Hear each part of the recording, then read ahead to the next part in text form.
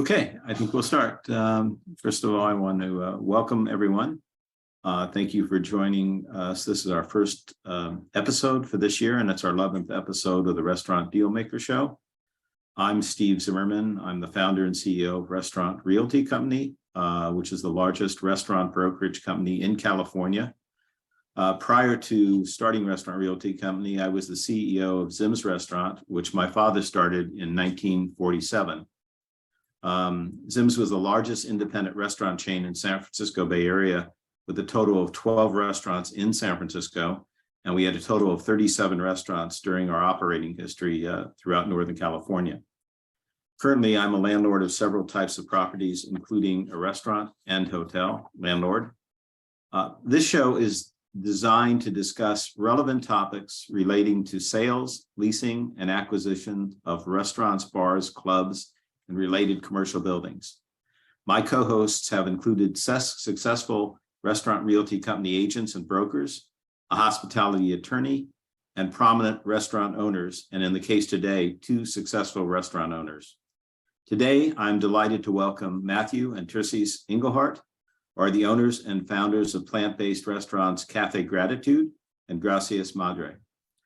Locations for their organic farm-to-table restaurants include 4 units in Los Angeles, 1 in the Arts District, 1 in West Hollywood, 1 in Venice, and 1 in Larchmont, as well as 1 in Newport Beach and San Diego. And of course, they still have the Gracias Madres in San Francisco.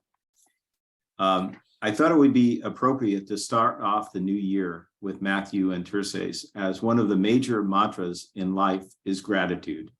And we always need to remind ourselves of the need to be grateful in everything we do in life.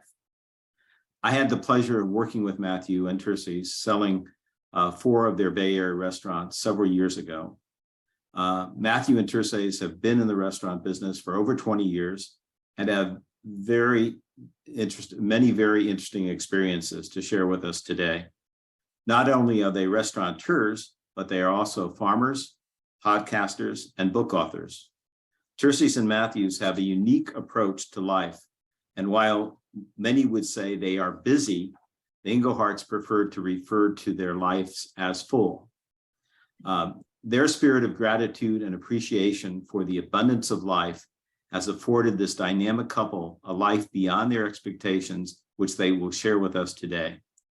Together, they have authored several books, including Sacred Commerce, Business as a Path of Awakening, Kindred Spirit, Fulfilling Life's Promise, I Am Grateful, Recipes and Lifestyle of Café Gratitude, and Plenty of Time. In addition to speaking and teaching at events across the country, the couple leads workshops in both Maui as well as at their Northern California farm. We welcome questions throughout the podcast, so please type your questions in the question box and we'll answer them throughout the show. So I'd like to begin by first asking both Terces and Matthew, and you can answer, who goes first, when, or how. But you both have fascinating backgrounds, and I would be very grateful if each of you shared your journey with the audience, including how you decided to get in the restaurant business, and in particular, in the unique niche you're in. So please, the floor is yours. You want me to go first? Sure. So, hi, first of all, Steve, thank you so much for inviting us to be a guest on your podcast. We've known you for a long time, and grateful to be here. So for me, my journey was very personal. I grew up actually in the Bay Area. My father retired in Monterey, and I was a swimmer, so I ended up in Santa Clara. And for me, my journey in the restaurants actually began out of being a survivor of sexual abuse and then dealing with an eating disorder. And so healthy food, this is my 38th year of recovery from 20 years of dealing with an eating disorder as a teenager into my 30s. So Café Gratitude for me wasn't so much about going into the restaurant business as it was about providing a place where people could feel welcome and eat food that they didn't have to struggle with feeling guilty. And they could sit beside someone who perhaps had a glass of wine and they could have a fresh juice at the same time.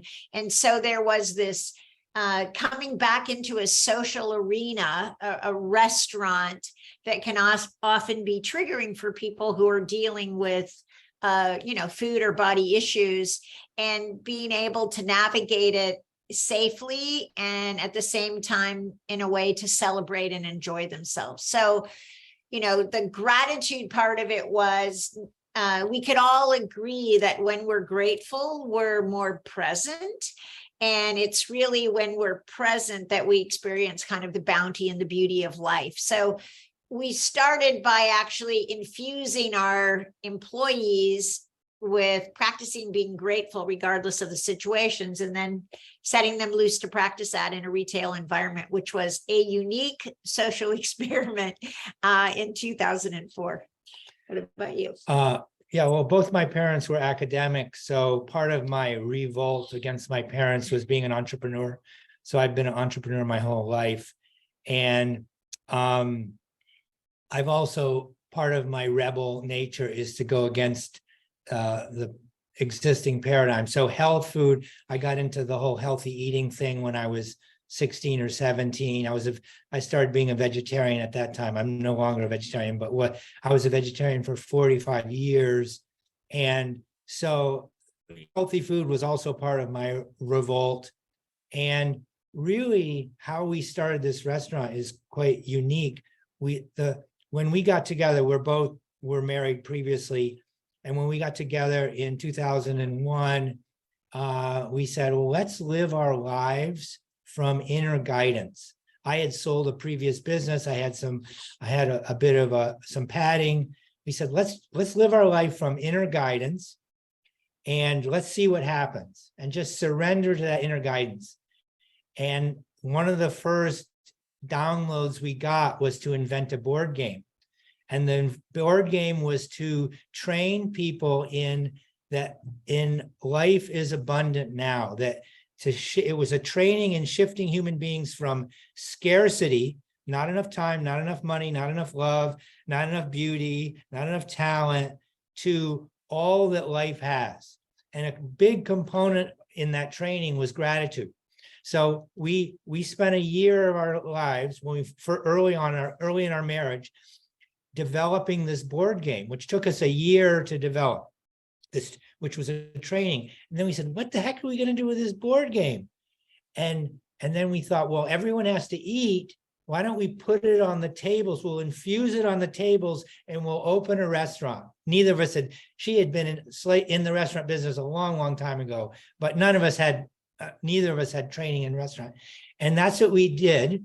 We were literally driving down, what's the name of the street? It was Harrison Street.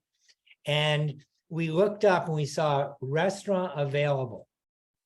And at the corner of restaurant, Harrison and 20th and Harrison. Right. And we just went in there and made a deal and opened a restaurant. And because we were vegetarians and because we were healthy food people, and the raw food, we'd just become familiar with raw food at that time.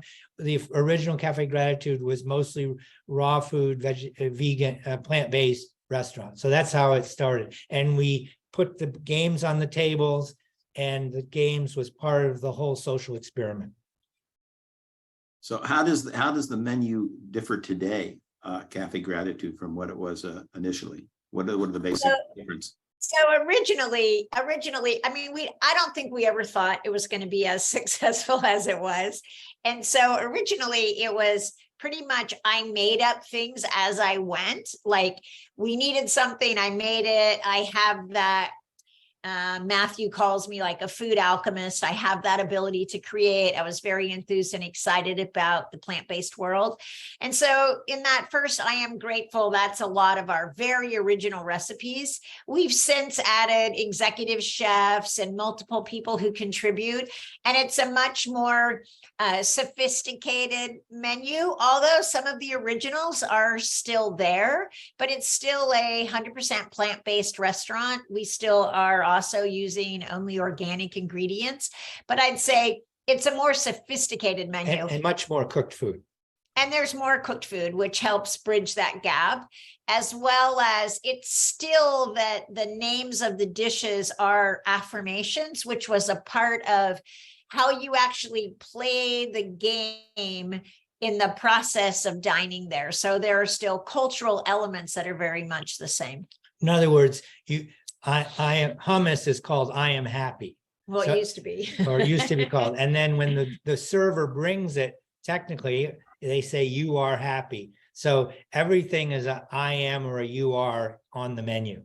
Yeah. Which again is beginning to be, mostly Matthew and I are mostly still interested in transformation, the transformation of people becoming the best versions of themselves. And we used a restaurant business as the model for accomplishing that in sort of all aspects of it. So- the food, the menu, the culture, the training. There's a funny story about the early days and kind of a affirmation about, oh, this might work. So that 20th and Harrison corner was a little bit of a gangy corner and a lot of kids hanging out. So day 2, day 3 of Café Gratitude on Harrison, 3 policemen walked in.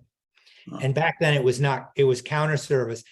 And one of the policemen looked up and you had to order off the menu, and a cappuccino was called, what was it called? No, it was a latte. I am loved. I am loved. Oh, he said, he goes, I don't know if I can say that. And I said to him, oh, come on, somewhere, someone, you got a nephew, a niece, someone loves you. And he goes, okay, I am loved. Oh, that's cute. And it was like, oh, okay, this might work. That is really cute. That's very good. So this leads me to my next question. You both had extensive experience working with employees over the years. And what is your philosophy regarding dealing with employees and employee empowerment? Which is the key to our business. Go for it. So I would say, you hear people say you treat your people well and they'll do well for you. I think our business has always been about building people. And so we have kind of this core, it's the sacred commerce model. We have this core model where we're really in partnership with our people. We want to be able to have our people that we work with actually fulfill on their life missions while they're working. And when they do that, our mission gets fulfilled. The overarching mission of the company is love is served, which, 20 years ago, it was kind of weird to think about love in a business environment. Today, less so. And what we mean by that is that there's this desire for the people that we work with to fulfill on what they want, just like they want us to fulfill on what we want. So there's no gossip, there's a mutual respect, there's a level of collaboration, taking care of people, providing a safe and empowering and inspiring environment. I think, we still are probably best friends with some of that core original group of 11 employees that we started with in 2004. So it's about building relationship and helping people win and succeed and advance in both their career and their personal lives. It's been, I'd say, the most rewarding part of our business.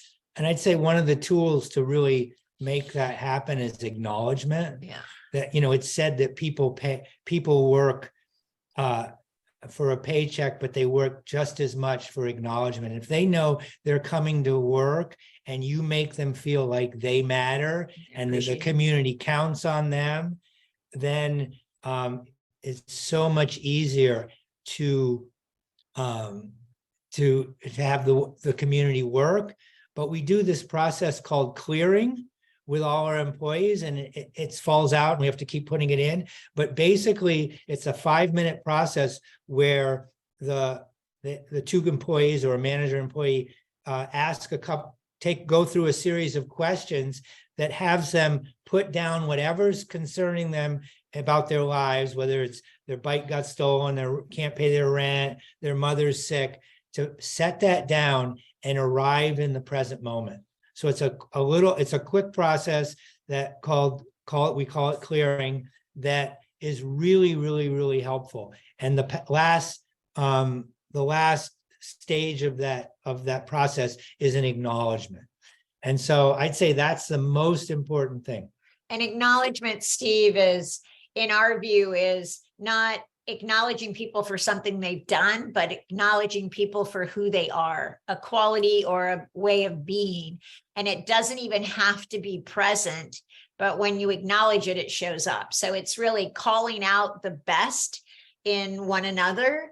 And I would say that's been like the core that's held our community together. We still have original employees working with us, and some of them have come all the way up through the ranks and are, executives in the company now. So yeah, relationship. I would say it's as much about relationship as it is about the food. For instance, today I got 2 calls from ex-employees. They've moved away, but they want marriage coaching. They both want coaching in their marriages, and they've called us to schedule some coaching time. Just support. So that's some support. So, that you don't usually call your ex-boss about marriage counseling. So that's kind of gets you in the world of it a bit. And, I get not everybody would be up for that, right? They don't even want that. They don't want those personal things at work. I would say that's what's unique about what we created is we want the whole person. We want all their life to be present.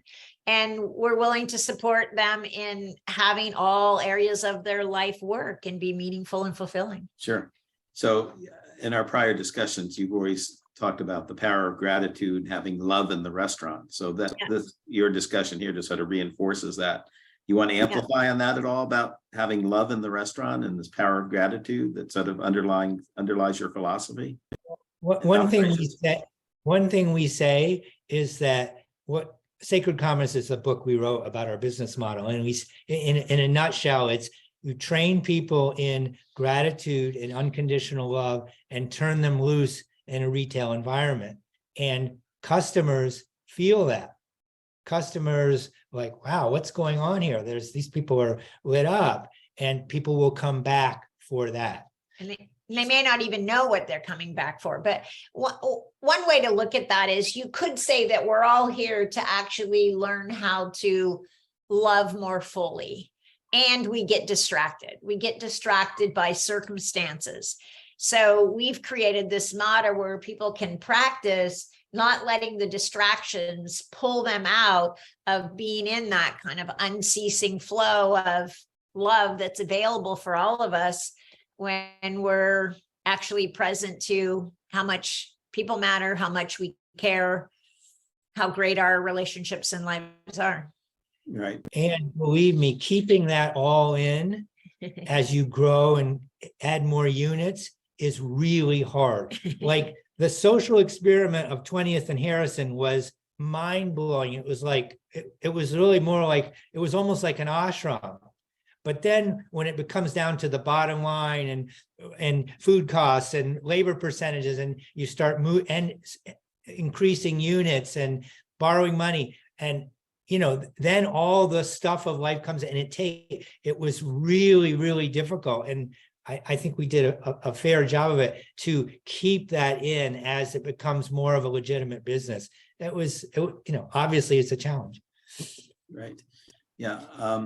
And before you got into Café Gratitude, what was your philosophy? What was your food philosophy prior to opening your restaurants? Did you have this underlying concept in mind, or what was your food shtick before? Well, I'd been a vegetarian, so I'd been a vegetarian for a lot of years, for 20, 25 years. Okay. And I had about 18 years or so of recovery. So I was also eating mostly vegetarian, but definitely involved in healthy food, healthy life, recovery. And I've been in organic food, for a long time. So organic was always a bottom line for me. And of course, California is the mecca of organic. So when I moved from New York to San Francisco, I felt like I'd Landed in heaven. landed in heaven. I remember going to the first time I went to Whole Foods in Marin County. Yeah. What's the name of that town? Anyway, Mill Valley. Mill Valley. Right. I thought, what? Like this exists? Like this was in late 70s or 80s. I don't remember when it was. I couldn't even believe my eyes. Like, wow. Sure. Got it. Yeah. So what makes Café Gratitude and Gracias Madre concept so uniquely different from your for other restaurants in the industry? I would say the culture, for sure. It's like the culture. People have this experience. The same thing is true of the farm here in Vacaville. People have this experience where they walk in and they're like, there's something different going on here. Yeah. And I think that's the culture, the way we treat people, kind of the unconditional love of the space. And now, obviously, not everyone feels that, but I would say the overarching difference is that how we treat people. If the server feels appreciated, then they're going to be more present to appreciate and be present with the customer.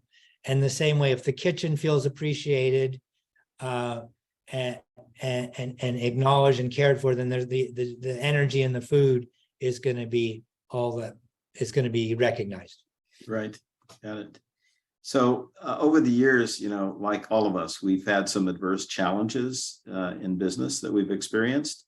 And what has motivated you to continue to develop and build your successful brand, irrespective of those, adverse challenges that you've had and experiences?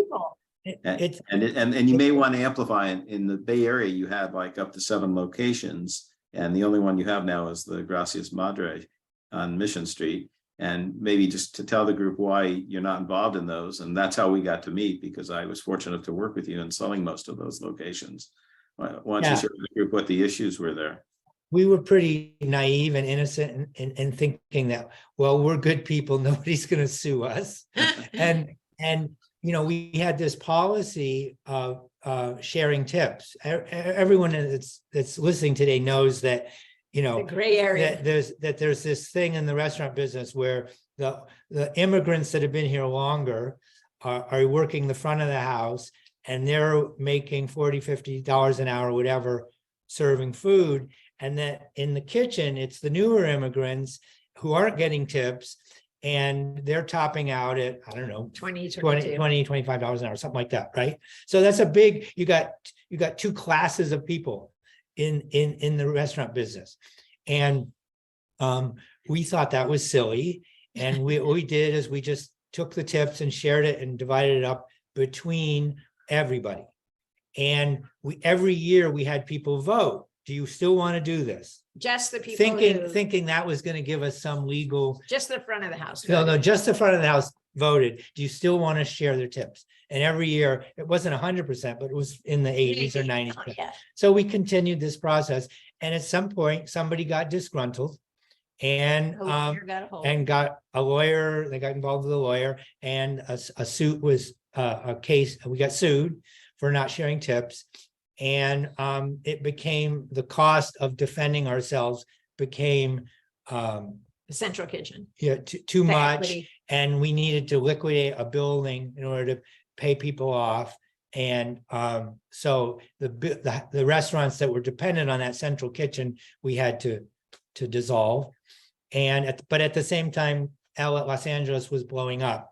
But how do we keep going? The question is, and also to respond to that, one of the things that Matthew and I actually believe, that adversity is an opportunity. So at the same time that was going on, what we learned was we needed to build into our model the ability to defend ourselves, that not everybody's always going to agree with you, and not everybody's going to even get in communication to resolve differences. So, now we have a lawyer that's got a piece of the business, and we had to learn that. So, it's all a process. And obviously it turned out amazing, because at the same time that Northern California was kind of imploding, someone had come and experienced, one of our business partners had experienced the restaurant in San Rafael, and they were like, LA has to have this. And we ended up developing a partnership and opening up 7 restaurants in Southern California with them, and experiencing, the beauty of a partnership that works. So, who's to say like good, bad? I don't know. You always have to be willing. If you're going to take a risk, you have to be willing to fail. And there's always vital lessons in failure. Not all things are going to be a win.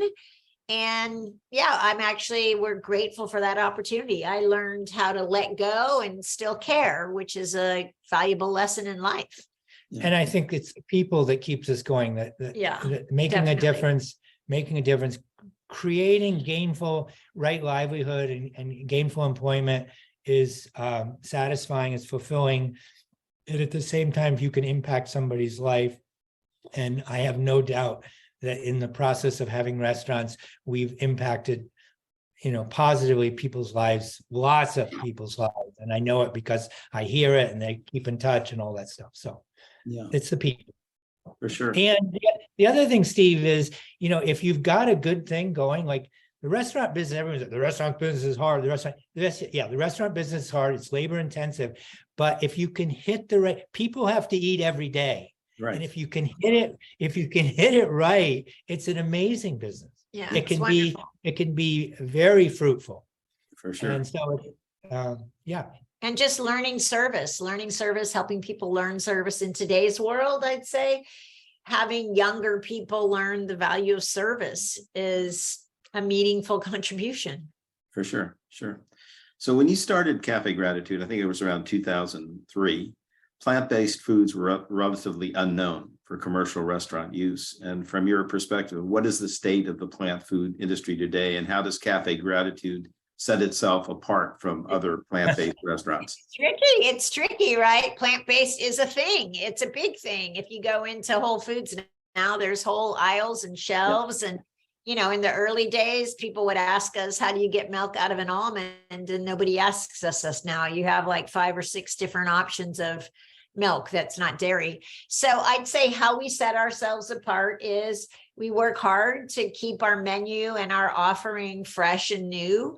And still it's the culture, the people. It's like you can never have too much of a great place for people to go. It's where people feel seen and heard and valued. That's both customers and the employees. So, but we spend a lot of time in trying to do that, stay vital in a kind of ever growing industry. I think it's kind of over in California. I think nobody really, my experience is hardly anyone cares about plant-based in San Francisco. And LA, it's overdone. I think if we were smart and maybe more motivated, we'd go to places like Dallas and we would kill it because there's no competition. Dallas, Houston, San Antonio, maybe Miami, like some of those markets where it's still new. And I think that's where the opportunity is right now. We keep saying that and we keep looking, but Denver, we leaped. Right. Yeah. Right. Yeah. So do you think any of your family members, well, you mentioned, I know in our prior conversation that we had the opportunity to work with your daughter in selling her location in Southern California. And you told me recently she's going to be selling her locations, or she is selling her locations, and she's going to be moving to Texas. So she's sort of I think if COVID hadn't happened, we would have leaped probably Denver or Dallas, but because things kind of contracted here and the cash flow was highly impacted, that we were just kind of like holding our seat. Sure. So you had mentioned before your springboard to get to Southern California was doing a deal with an attorney, your attorney, and now you have 7 locations down there. And you're doing pretty well. And I know at your Hollywood location, you have a lot of celebrities that go in there. And you have managing partners that run all these units. Yeah. So how do you assure that they are basically adhering to and maintaining the integrity of the restaurant concept? Because I know from my own past experience, having managing partners, they became too independent. And it got to the point where we just eliminated it. It just didn't work for us. But for you, it seems to be working. I'd be very curious to see how you maintain the guidelines so that you're all on the same page and reaching the end goal. Well, we had two sons working in the restaurant down there for about 9 years. So that really created A cohesive unit. a And I think our partners are as committed to the concept as we are. And so they want it and they're committed to it. And they're working with like an executive chef that's been with us for, I don't know, 12, 13 years, started up in the Bay Area. So there's an infusion of people who have been with us for a long time. We still do the cultural training. And yeah, I think our partners respect us and we respect them. And there's a shared commitment to the brand and the concept as well as the culture. And I know that we're very fortunate in that. We hear lots of horror stories about partnerships, but ours has been wonderful and rewarding. Yeah, we have a partner call once a week or every other week, and just to like check in and make sure that everything's up to snuff. But yeah, having our sons in it for those years, really watching over things. And then now our partners completely get it. They get that the value is in the culture and the experience that the customer has, and not the food. The food is secondary, even though the food's great. And so, yeah. Well, I think they have a big commitment to the food, and they do a really great job with that. They bring in great people. But yeah, it's been a good experience. When we have a difficulty, we work it out. Oh, nice. Very nice. Have you had a situation where you've had a managing partner where you've had to basically 86 them because you couldn't work things out? Nope. Really?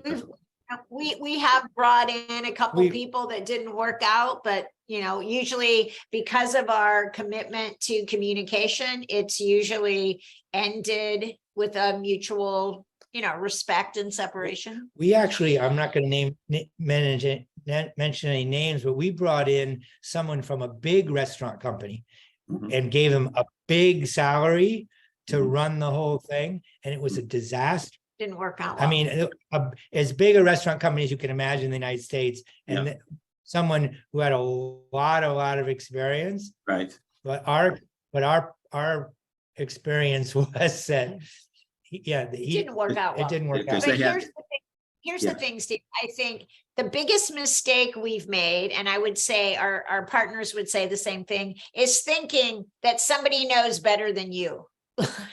When you think somebody knows better than you kind of set people up to be disappointed. I think you have to stay involved and invested and work with new people when they come in, trusting that you do know your business probably better than anyone else. Sure. And that they'll bring a perspective or a skill set that you need, but it's not that they know your business better than you.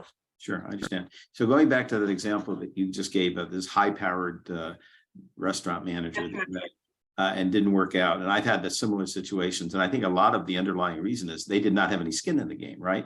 Your managing partners have made an investment, right? And so they are, huge investment. So they are very motivated emotionally, financially, and otherwise to really make the thing work. I think skin in the game is really a very important component to. I agree. 100%. Help success without a question. You have a farm in Vacaville, right? And you're in the process of transitioning to North Idaho. But tell the group about the Love Farm and what you do there, and how you practice your philosophy by running this farm. Yeah, when we were actually going through all the lawsuits, we needed to extract ourselves a bit from the business. For whatever reason, the lawyer had kind of a personal vendetta against Matthew and I. So one of the things that happened was at that same time, my mother passed away, and we ended up with some investment, and we ended up buying inheritance, and we bought a piece of land, and it was a piece of land with no house on it. No. And it had a yurt and a couple sheds. We actually came out here to kind of get out of the mainstream of what was going on in the restaurant, to give the opportunity for the restaurant to kind of survive that and continue to grow. And so we kind of camped. We lived in a yurt on our land for almost 8 years and slowly built it up. It's 21 acres. It's a regenerative farm. We grow a lot of food. It's beautiful. And we built it as a retreat center for our employees, thinking we were going to continue to grow. We could use Northern California location for trainings, retreats, get our people who were serving people out of the city into the country. We could wait on them. So it was really built with that in mind. Plus, we have 5 children between us and soon 15 grandchildren. So it's also a place where the family could gather. And it's been that for 16 years is what we've done. And we've built it as a hospitality center. It still will be a hospitality center even after we leave, as well as an amazing farm that grows a lot of food. And then just most recently, we've got kind of guided again to a new mission, a new project in life, and we're relocating to a larger piece of land up in northern Idaho, where we'll start again and build and create something once more up there. But this one will continue to go. And we spent years growing food for our restaurants, and now it's more kind of independent. It's got a little grocery store and supports the local community. Nice. And it's where we train people and practice and lead workshops. Right. So it's your new farm in Idaho. What are you going to be doing there? Similar things, growing vegetables. Yep. Yeah. It's a very successful vegetable farm right now. It's the biggest vendor in the farmers market at Sandpoint. We're going to be adding the raw dairy aspect to it, which is legal in Idaho, as well as berries and orchards. But we're also creating more of a homestead and not necessarily building another business. We'll probably ultimately have hospitality, but it'll be more independent, not where we wait on people and cook all their meals and do all of that, but more where people can come and stay and kind of enjoy the local area. Build a few cabins. Yeah. And hopefully, our kids will invest in that. And, I think our next generation, this next generation of 15 grandchildren, is probably going to be a good idea that they have an option outside of California. Sure. Because it's gotten so expensive. It's so difficult for young people to build a house or to live here on land. For sure. So I don't know. We're still trusting that inner guidance. We'll see where it goes. Sure. So what do you foresee as the future of your restaurants, Café Gratitude and Gracias Madre? I think we'll probably open some out of state.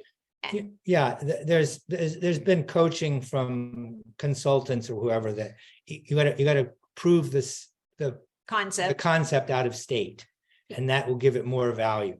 I see. And we'll look for somebody who wants to take it on and expand it beyond, what we're up for. Beyond the 7 or 8 or 9 managing partner type of structure. Yeah, somebody that comes in and somebody that can take it to the next level of, 15, 20, 25 locations, and you know how that works. And then there's someone else that comes in and takes it beyond that. I think it's a valuable branding, a valuable concept. And I think it's important for it to kind of get beyond just the Los Angeles or Bay Area, but it's going to take someone who that's their passion. That's their skill set. Great. Okay. You've written that person, send them our way. I'll keep that in mind for sure. Can you give us a summary of all the books that you've written, and I know you do ongoing podcasts, et cetera. Could you sort of give an overview on what your books are about and your podcasts, et cetera? And I think the audience would probably be interested in learning about this. Okay, so the books that we've either written or co-written. First book was the Abounding River, which is probably out of print, but I'm sure you can get it on used books. Abounding River is about the being of abundance, about living in the fullness of life, regardless of the circumstances. Then we wrote Sacred Commerce, which is about our business model. Then we wrote Kindred Spirit, which is about all relationships. It's how to have love, how to leave all our relationships with love. And then we had the first recipe book, which is called I Am Grateful. And then Sweet Gratitude is our dessert book, raw plant-based desserts. then Terces wrote a book called Plenty of Time, which was a kind of a shifting what you do into who you practice being. Yeah, it's kind of a transformational day timer, also out of print. And then you just wrote a book. And then I just wrote my personal story, Unreasonably Grateful, which is kind of my story of recovery and relationship. And then I have a podcast by the same name, Unreasonably Grateful, which is also just kind of my healing journey to health and well-being and kind of life skills that I've learned along the way. Wow. Well, you guys certainly practice what you preach, that's for sure. Wow. Done a very, very wonderful job in building a very unique niche, to say the least.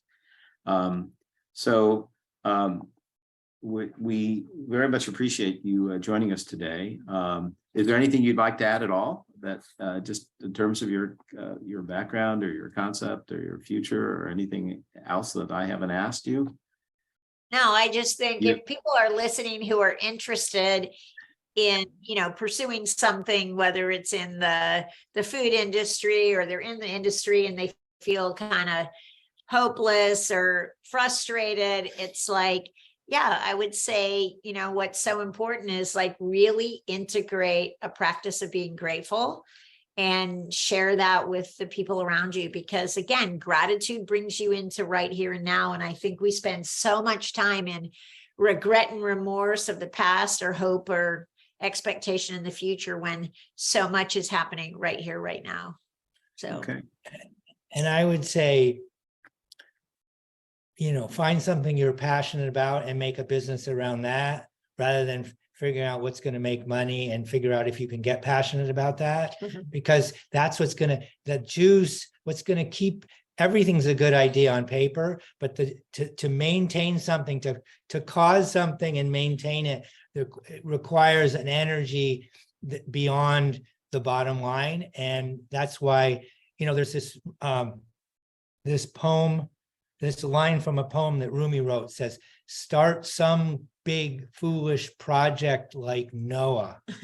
So find a foolish project, and go something for it. you're passionate about, and then throw your hat over the wall. There's some amazing energy when you put it on the universe and you just throw your hat and say, I don't know how this is possibly going to happen, but it's going to happen, and you go for it, that the universe gets behind, and you get some assistance. And so that would be my coaching. Find something you're passionate about and throw your hat over the wall. Yeah, stay out of your head and in your heart. Very profound. Thank you for sharing that with us. So if our audience would like to get in touch with you, what is the best way to do that? So both of us still have the email addresses of Matthew or Terces at cafegratitude.com. And that's probably the easiest way to reach us. Okay. And then I also have my first name, Terces, at tercesengelhart.com, which is my website and connection. And you want to keep, Bela Farm is the farm here in Vacaville. And the new farm will be mountaincloudcreamery.com. And that website's in process right now. Okay. And your podcast address is what again? Unreasonably Grateful. Okay. Got it. Okay. All right. Well, we appreciate very much you participating today, and you certainly are a unique couple and have added a lot of contributions to the industry and to life and the human condition. Yeah, exactly. Thank you. Very much so. You're an inspiration to me, and I'm sure to many others that have had the privilege of working with you. So thank you very much for participating today. Our next Dealmaker show will be February the 23rd, and Jim Laub, who is the owner of restaurantowner.com, will be our co-host. Restaurantowner.com was founded in 1998 by Jim, and the mission of restaurantowner.com is to change lives by educating and inspiring independent restaurant owners and managers to engage their team, delight their guests, and build an exceptional business. And Jim has a very diverse background. He's a CPA, but he started working in restaurants as a server, a bartender, a manager, a controller, and CFO. And so he'll bring to us a very interesting perspective of how to effectively train employees and management and owners of restaurants. So we look forward to him. So in conclusion, I want to thank again very much Matthew and Terces for joining us. And I want to wish everyone a very happy and healthy new year, and stay safe and stay dry. In California, as we all know, we've had a lot of rain, and we're grateful for that, for that rain. Even though it's created some problems for people, we are still very grateful for it. So again, thank you all very much for joining us today, and best to everyone. Take care. Stay well. You. Thank you.